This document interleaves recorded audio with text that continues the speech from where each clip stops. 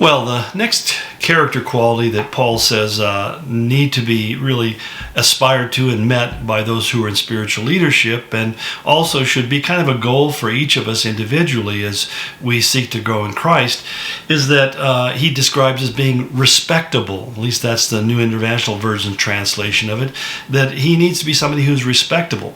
Now, this is an interesting word in the original language because it's cosmos, and cosmos is where we get our word cosmetic, and the idea is that there's a attractiveness in the person's appearance, but that's not really what he's talking about here. In fact, Paul tells us we shouldn't really evaluate people and things by outward appearances. To do so is to overlook maybe the inner beauty that God sees. And so even in talking with women, he tells them that they should focus on developing the inner qualities of beauty, not simply just working on the exterior. And that's a really challenge in our day and age, because not only do we have the medical technology where people can improve their appearance, at least by visual ways, but also there's such a pressure within society that they do so. So that the idea of cosmetic surgery is really a fast-growing industry, and if you watch television or movies and you follow any of the well-known celebrities around the country, you realize that both men and women are actively engaged in this. They always want to look younger than they actually are. And even to people who are in their 70s and their 80s, who, my goodness, I mean, when do you get to grow old gracefully? They feel this burden to make sure that they have some kind of beauty secret, and the beauty secret is some plastic surgeon who's really good at what he does. And that's for most people is not affordable, and it's not even desirable. In fact, I had one person described it to me. They said to have like a facelift and cosmetic surgery like that, he said the recovery is equivalent to somebody who's been in a car accident. And so, life is painful as it is. I just would hate to think about doing that. The things I worry about is my health, my vision, my hearing, my ability to communicate. Those things matter to me. The rest of the package is just going to decay as time goes on. And I think we just need to kind of embrace that in reality, because that's the authentic you. That's who you really are. And when we get concerned about having physical attractiveness as being the primary thing, that's really laying a foundation or building your house on a foundation of sand. Literally, that's not going to last for very long. In fact, from what I understand, facelifts, you have to have them redone like every 10 years. The same way with breast augmentation, every 10 to 15 years, they have to, put a new bag in. I mean, I don't know. Not for me. Anyway, but what does it mean to be respectable? Well, it really means not so much a outward attractiveness as it is really having a life that is well ordered. That, in other words, a person whose life is really kind of crazy and chaotic and isn't paced accurately or effectively is really not living a well-ordered life. And I think that, it means really in all areas of our life that there's a certain neatness and orderliness, a cleanliness about the way that the way we dress is appropriate, and that we behave in a way that's appropriate, and even the keeping of our personal finances and personal affairs. I've simply found that people who don't know how to live within their means, in other words, they spend more money than they make, and they have to deal with debt, and or find themselves having them get caught up in bankruptcy and those kind of things. And I'm not saying that bankruptcy is always avoidable. There are things that happen in people's life I understand that they can't control, and sometimes that's an unfortunate dynamic, maybe part of even the teaching and humbling dynamic in a person's life.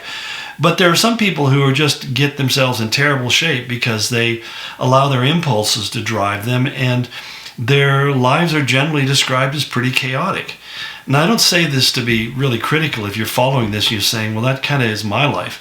I think the very first thing you have to ask yourself when you're surrounded by chaos, because that's what I do, There are times when my life things are just spinning, and I'm trying to say, what's going on here?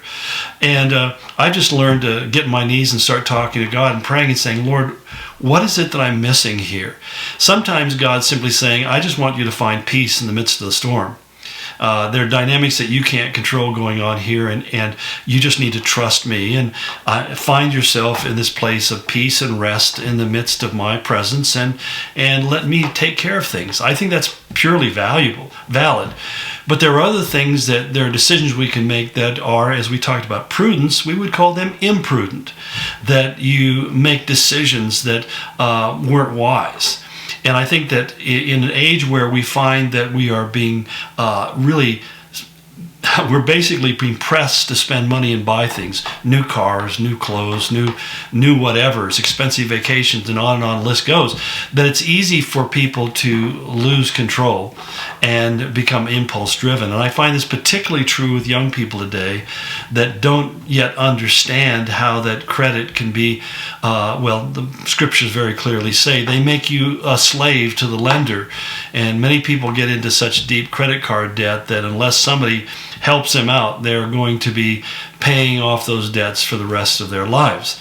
I mean, I had a physical therapist one time who told me that he'd gone to school and got his doctorate so he could have a doctorate in physical therapy and be paid more money for his services, which I think was admirable. But the point was, he says, I'm at this point that I'll never retire my student debt.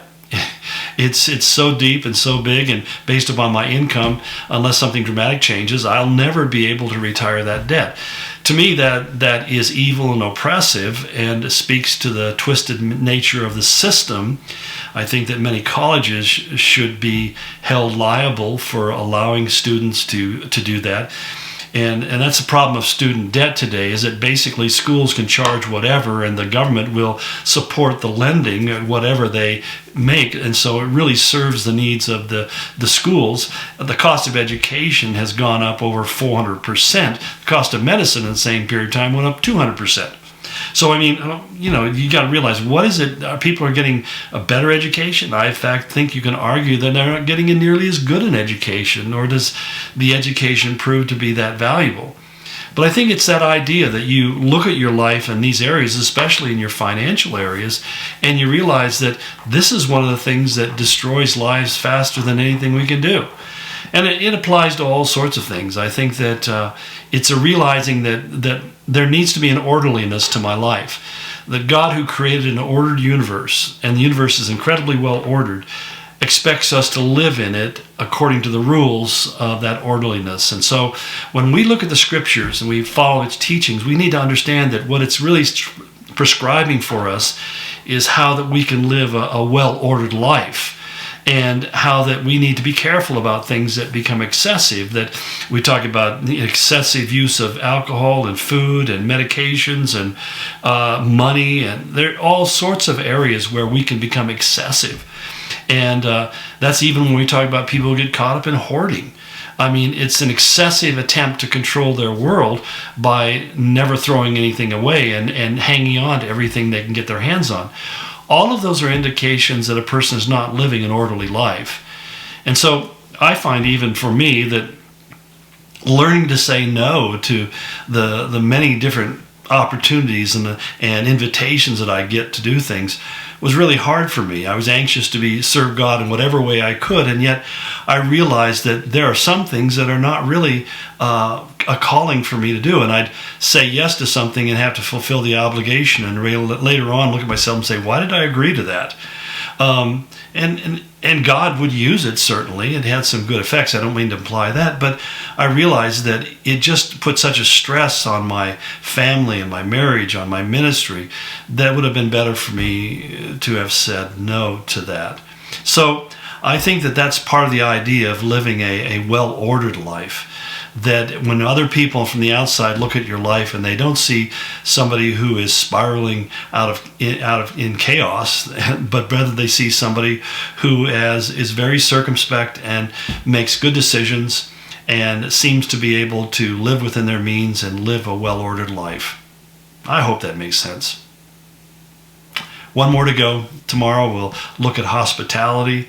At least one more this week. There's still plenty more to touch on, as we'll see in the weeks that come. But God bless you and go in His grace.